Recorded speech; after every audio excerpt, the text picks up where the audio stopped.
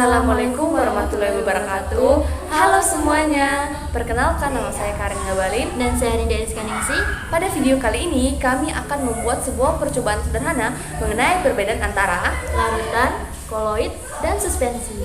Baik, tapi sebelum itu kalian simak penjelasan terlebih dahulu mengenai koloid, larutan, dan suspensi. Teman-teman, sistem dispersi merupakan campuran antara fase terdispersi dengan medium pendispersi yang bercampur secara merata.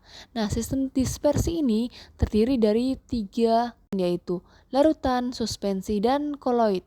Nah, larutan sendiri adalah sistem dispersi yang partikel-partikel zat terdispersi dan partikel medium pendispersinya tidak dapat dibedakan, bahkan jika menggunakan mikroskop ultra.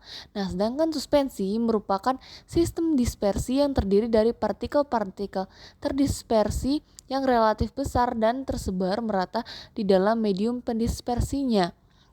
Dan yang terakhir, koloid itu adalah suatu bentuk campuran yang keadaannya akan terletak di antara larutan serta suspensi. Bisa dilihat pada tabel di samping yang sudah memuat beberapa perbedaan antara larutan, koloid, dan suspensi ya teman-teman. Mulai dari ukuran partikel, jumlah fase, kestabilan, pemisahan, pengamatan pada mikroskop, sistem dispersi, serta contoh-contohnya. Nah, dan bisa dilihat pada bagian atas tabel itu terdapat gambar efek Tyndall ya teman-teman. Dan pada video ini, saya dan teman saya akan melakukan 2 percobaan saja, yaitu pada ukuran partikel dan pada efek Tyndall. Untuk bahan yang kita perlukan, yang pertama ada gula, lalu susu, air, tisu, dan juga tepung terigu. Dan untuk alat, yang kita butuhkan adalah 6 buah wadah, 1 buah corong, saringan, dan sendok, serta tidak lupa juga sebuah senter HP. Baik, untuk langkah yang pertamanya kita meletakkan semua bahan-bahannya ke dalam wadah.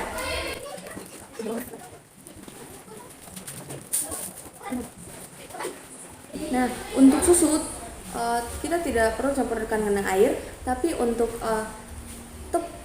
terigu dan gula kita campurkan air terlebih dahulu.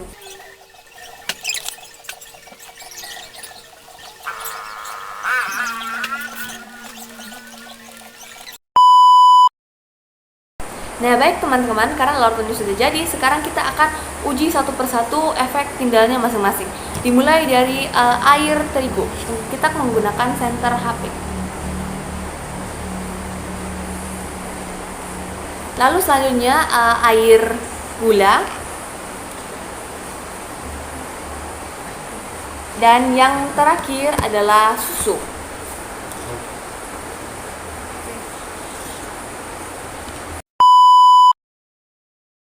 Nah, baik, untuk percobaan kedua kita akan menggunakan saringan dan juga tisu bersih, juga corong dan wadah baru untuk memindahkan cairan-cairan tadi.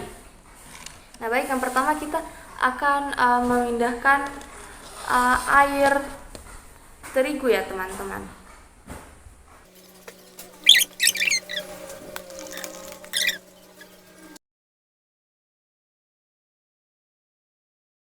Nah, selanjutnya kita akan uji pada larutan gula.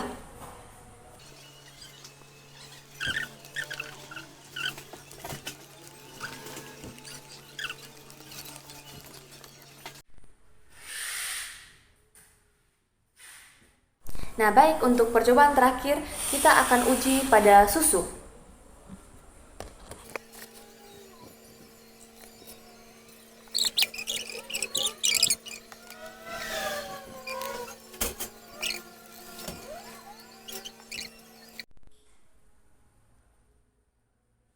Pada percobaan yang telah kita lakukan, dapat disimpulkan bahwa yang pertama, air gula itu termasuk ke dalam larutan karena efek Tyndallnya itu sesuai, yaitu dapat menembus, cahayanya dapat menembus ya.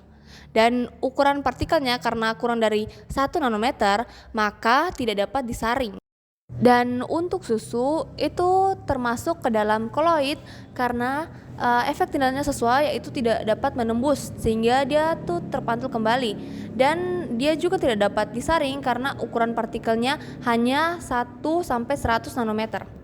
Terakhir, untuk air terigu itu termasuk ke dalam suspensi tentunya ya teman-teman, dikarenakan ketika kita memberikan senter dan menguji efek tindalnya, partikel-partikelnya itu kelihatan dan dapat menembus tapi terpantul kembali sebagian, dan ukuran partikelnya karena lebih dari 100 nanometer maka dapat disaring.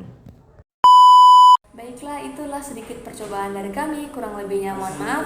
Sekian dan terima kasih. Assalamualaikum warahmatullahi wabarakatuh.